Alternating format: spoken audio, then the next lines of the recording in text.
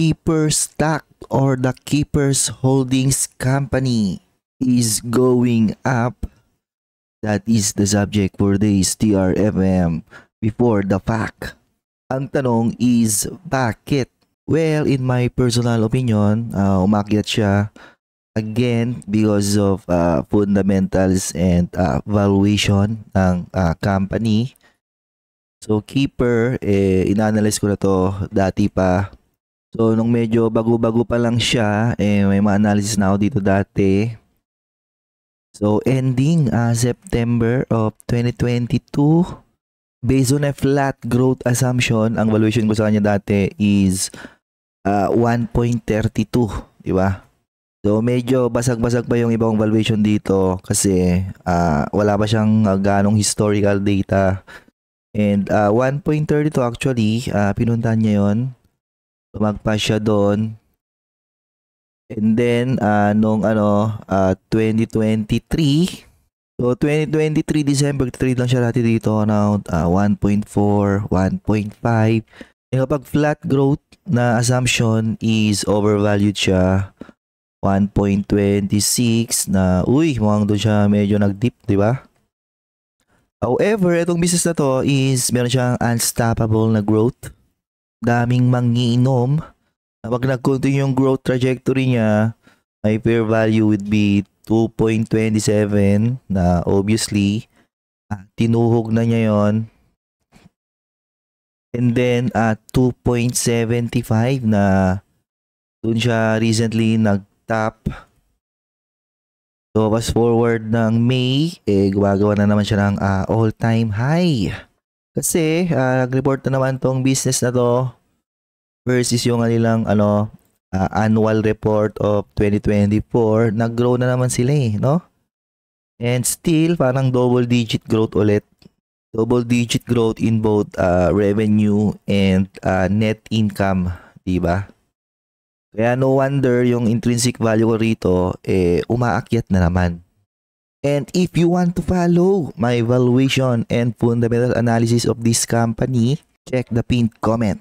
And syempre nag-report ulit siya ng first quarter of 2025 and still talagang unstoppable siya no? So from 3.3 naging 4 billion again. I think this one is another double digit growth. And net income is still growing, 603 naging 689. Itong business na to, para sa napakadali ng thesis niya. Nung kinakover ko to on my channel dati, ang pinaka-thesis ko lang is Emperador. So ino-observe ko lang si Emperador, at least yung kanyang brandy segment, di ba? Noong 2024, nag-decline ng matindi yung kanilang revenue and profitability kasi nagde-decline yung kanilang brandy segment. Yung kanilang produkto na Emperador tsaka Fundador mukhang natatalo during that period. And habang natatalo sila, bakit naman lang umangat yung sales ng Keeper, which is Alfonso, di ba? Ito, majority ng growth driver nga to ng business na to is yung sales ng Alfonso. So, parang may trend, di ba? Ng around 2024. So, parang nangyari is kinakain paunti-unti ng Alfonso yung market share ng Fundador tsaka Emperador. Actually, madami din nagko-comment sa akin dati. May mga nagchat-chat, yung mga may-ari ng tindahan, sinasabi din nila mas mabenta ang Alfonso kaysa Emperador, di ba? However, first quarter ng Emperador, upon checking, so yes, nagde-decline pa rin yung kanilang sales pero nag-stable na yung kanilang profit and sinilip ko yung kanilang brandy segment. Medyo lumalaban na siya. So, 2025 will be an interesting year for these two companies. The question is, lalaban na kaya ang or makakalaban na kaya ang Emperador? May panglaban na kaya sila? Or i-dominate pa rin sila ng Alfonso? So far first quarter, pares namang umakyat yung kanilang mga sales. So we've yet to see the real winner, di ba? So yun yung magawa ng adjustment, ganon. So, ito yung latest quarter ng Keeper na as you can see, grabe 20%. So from 3.3 naging 4 billion. So 2024 nag-register siya ng around 3.5 billion. And umaangat na naman yung kanyang yung kanyang profits. So yung kanyang trailing 12 months supposed to be is significantly higher na siya compared nung 2023. Kung saan lumabas yung aking around 2.75 na valuation. So you have to think bakit na ulit yung intrinsic value nito. So mas lalong nagiging attractive yung valuations ko for Keeper. And yun nga pala na-promote na to sa mid cap index din, 'di ba? So around na siya 40 billion in market cap. Dati nung kina-cover ko or nung una ko siyang i-cover, nasa lang siya 20 billion. Okay. The growth is attributable to 18% increase in total cases sold, and still yung kanilang brandy category 80% of the group sales value and 82% ng sales volume, which is ang tinutukoy niya dyan is Alfonso. So, ang Keeper, madami siyang in-offer na iba't ibang klase ng imported na alak. Pero isang brand lang yung talagang nagiging growth driver niya sa ngayon, and that is Alfonso. Indirect competition with Emperador, Fundador, ganon. So maganda rin yung financial position or balance sheet ng business na to. Current asset 15.5 billion. Better than the current liabilities na 3 billion, total liabilities na 3.3 billion. Na wala tong debt. May mga lease liability siya. Ay, ito pala meron pero very insignificant.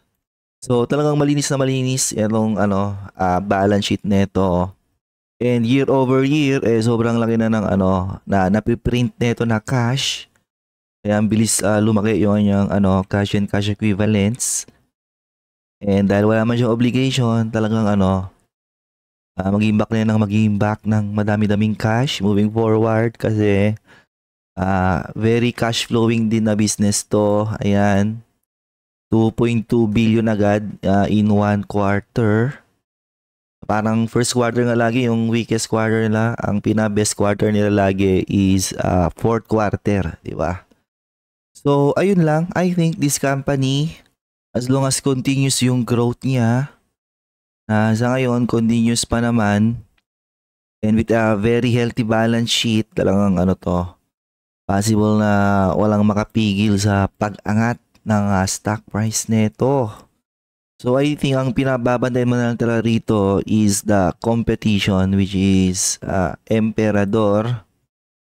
Well, pwede mo rin siyang i-compete sa ibang alak na hindi naman nagbebenta ng brandy like GSMI, ganon. Yung sa segment ng lusyutan, yung kanilang Tanduay, pwede mo rin i-monitor yon. Kasi yung mga Pilipino, anong klase ng alak naman yung sinusubukan talaga nila, di ba? Pero when it comes to brandy versus brandy, talagang eto, Emperador. So far nag-report ng yung LTG, yung kanilang Tanduay segment growing, GSMI growing, Keeper is growing, Emperador medyo flattish or actually nag-decline yung kanilang sales pero profitability is growing. So talagang parang parang weakest link sa alak segment pa rin itong Emperador na to. Pero the bottom line is buhay na buhay yung alak industry ng Pilipinas. Pwede rin naman kasing walang matalo sa kanila and lahat sila mag-grow kasi dumadami yung mga yung malasinggero, di ba? Sa Pilipinas. Kasi nasa culture ng Pilipino yung yung pag-iinom na yan